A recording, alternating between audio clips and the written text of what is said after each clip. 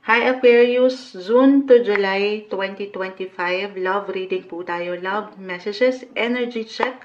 No matter what your relationship status right now, single ka pa man, attached, in a relationship, or married, we'll see anong kailangan guidance ang marahil marapat yung marinig ngayon. Aquarius, kuha muna tayo ng pinakasalita or pinaka-advice and then clarify natin. Sa taong nakikinig ngayon, Aquarius, guidance for you. May sign gabay po para sa taong ito. Aquarius, anong ganap? May umangat na love. Gusto niya yon. Love message nga tayo. Perfect. Tingnan natin. Bakit yan yung bumagsak? Kasi deserve mo yan. Pakita natin, live na live po. You deserve love. Siyempre naman, Aquarius, anong kailangan nyo marinig? Bakit ito yung bumagsak? Buhay, pag-ibig, relasyon, Querida number 2, charot. Charot, tarot, guidance.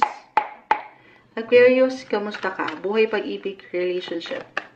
Guidance po, love message. Aquarius, may sumasama sa aking kamay. May bumagsak na. The Ten of Swords, Reverse. Add pa tayo.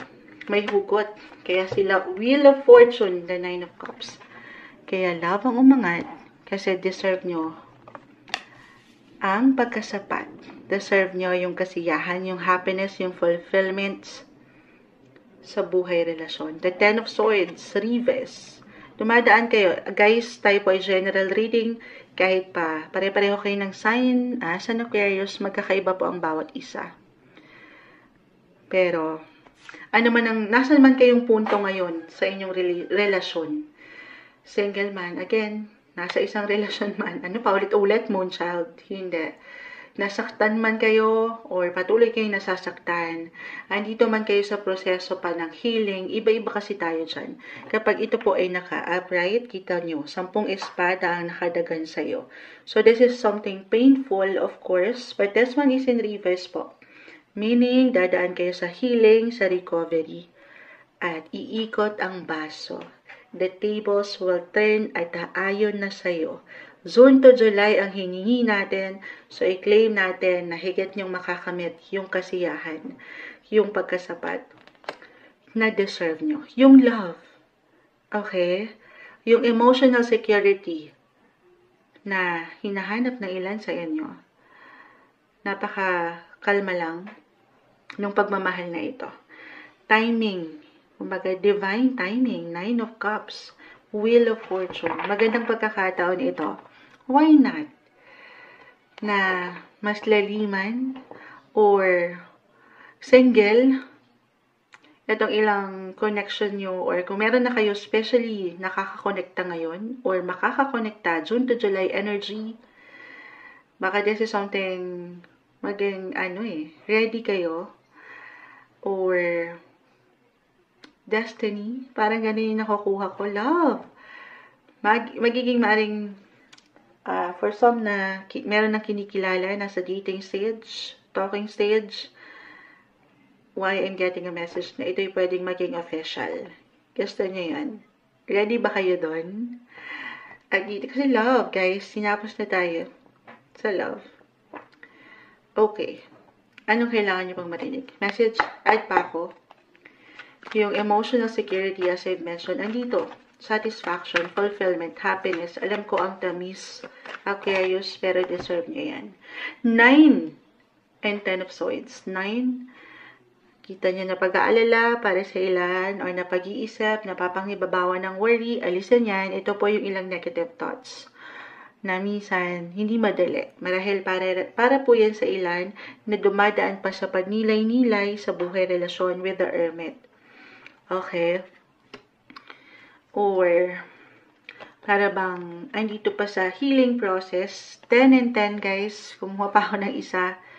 The 10 of Swords, the 10 of Wands. This one is in reverse. Yung ilang bigat nyo.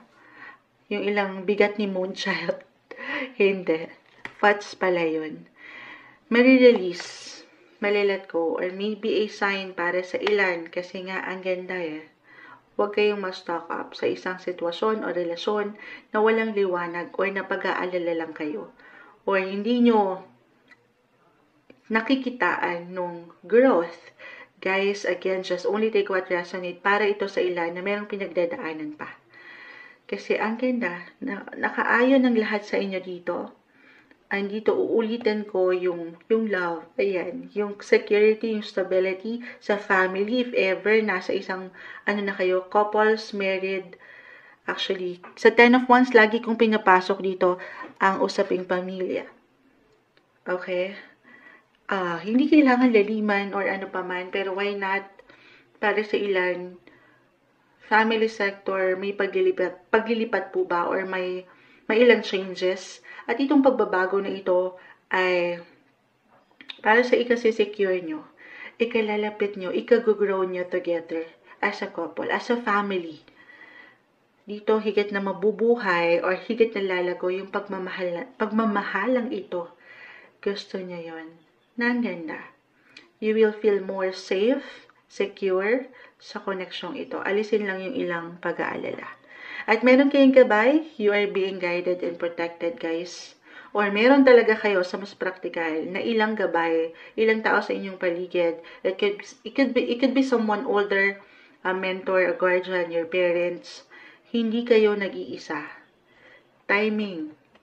Divine timing. Destiny. May purpose. Kung ang ilan sa inyo, Aquarius ngayon po ay napagtatanong pa rin kung andito ko sa tamang relasyon or posisyon sa inyong koneksyon, purusyon, ano.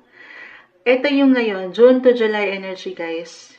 Everything's temporary, umiikot yan, the wheel of fortune, pero may iwanan ko kayo ng sagot na oo.